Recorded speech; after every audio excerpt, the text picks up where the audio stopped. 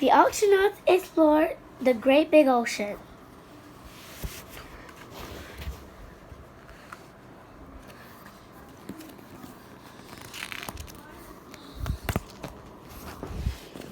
It was a busy day under the cold Arctic Ocean when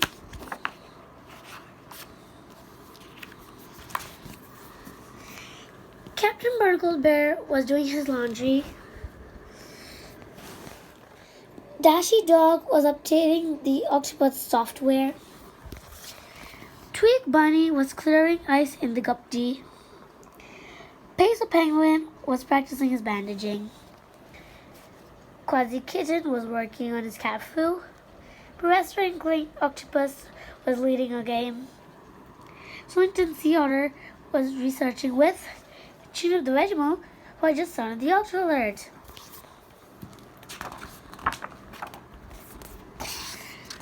Sliding through chutes and climbing down ladders, the rest of the octonauts hurried down to the launch bay.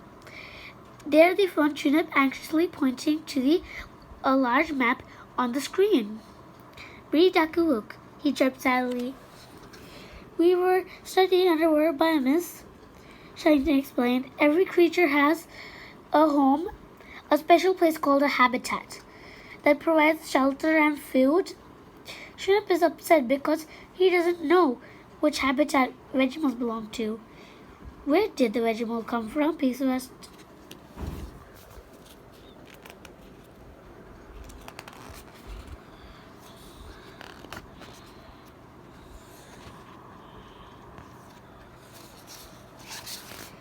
"That's a good question," Shellington said as he began to read from his journal. "One day, while doing research outside, I noticed some strange shapes on the side of the octopod. They looked like giant fish eggs, but unlike any I'd seen before. It was too dangerous to leave them outside, so I brought them into my lab. After a few days, the eggs hatched, and that's how I discovered the Vegemals. I don't know where the eggs came from or how long they'd been attached to our ship. They could be from anywhere in the ocean."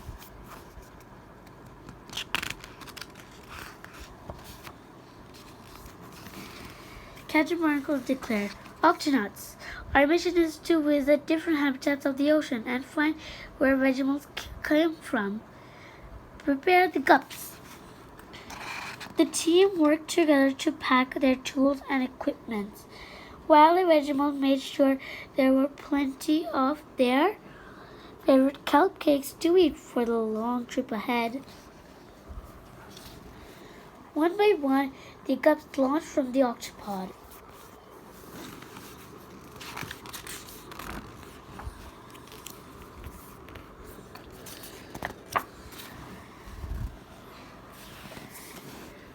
First, the octonauts visited the bustling open ocean.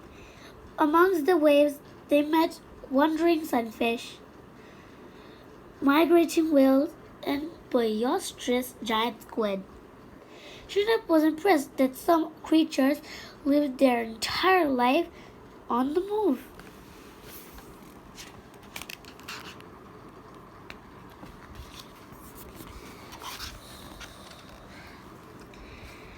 On the rocky beach, the octonauts were invited to a tide pool party. Chinook discovered that many creatures lived in shells. Unfortunately, they were too small to be Vegemal homes. Shells make great homes. In seagrass meadows, the octonauts helped the gentle manatee farmers with their harvest. Shellington discovered many baby animals in the nursery, but none of them were Vegemals. Let's take a closer look.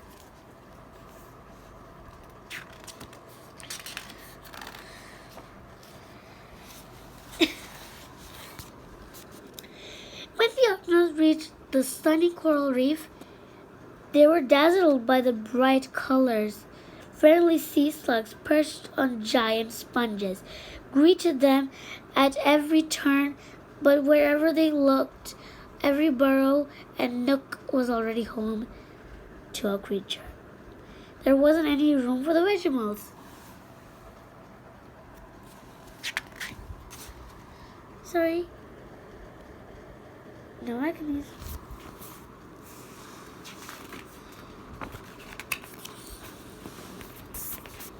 Bonjour.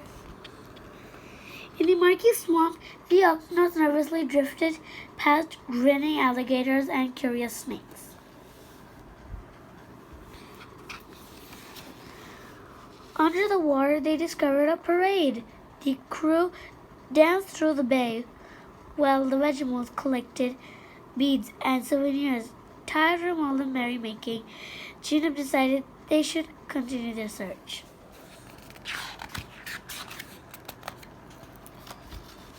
Ooh. When the octonauts finally arrived at the kelp forest, Chinook's eyes widened and he clapped his fins together in delight. Everywhere he looked, there he was surrounded by kelp, his favorite type of seaweed.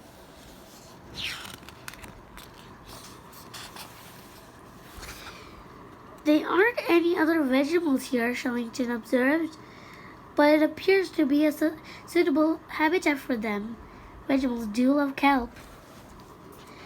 The Vegemals quickly set up a camp kitchen and began baking away. They made sweet chocolate kelp cakes, healthy broccoli kelp cakes, and even a fancy pineapple upside down kelp cake.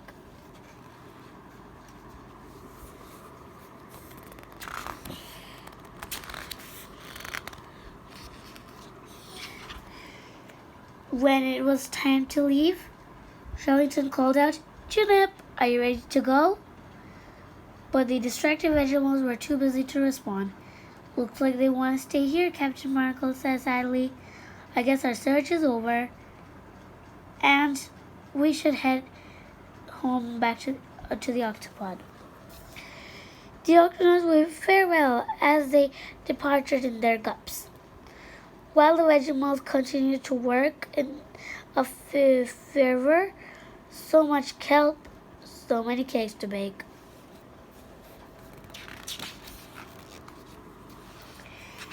The Vegemals rolled and mixed and stirred for days until mountains of kelp cakes towered all around them. With the baking done, Chinook excitedly ran through the forest in search of the octonauts. He couldn't wait to share his treats. Not finding a single crew member, Chinook finally remembered they had all gone back to the octopod. There was no one left to enjoy the cakes. Missing their friends, the gloomy Vegemals thought of all the fun times they had together.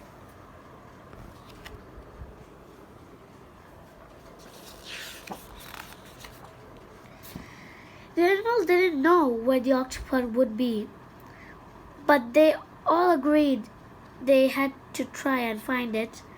With a long and difficult journey ahead of them, they quickly packed up their mobile kitchen. Plates were stacked up and pots were stowed. The determined group left the forest in a jumble of carts spilling with cakes.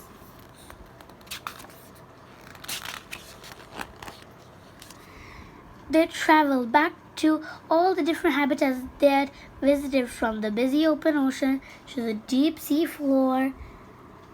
As they passed, the Vegemals grew tired and started to give up hope ever find the octonauts, until suddenly one morning they heard a familiar noise.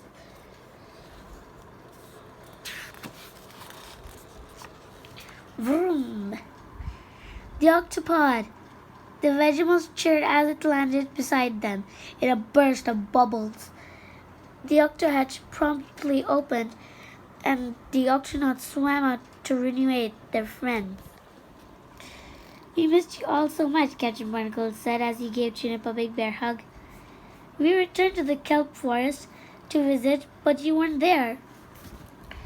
Luckily, we found a trail of delicious clues," Dashi added as each octonaut held up their favorite type of kelp cake. "Yeah, how did I get licorice again?" The Octopus hasn't been the same without you, Barnacle addressed. All the Vegemals would be joined on us aboard again. Gee, but you, Juno quickly replied. The crew all turned expectantly to Shellington, who explained with a grin that Vegemalese for yes.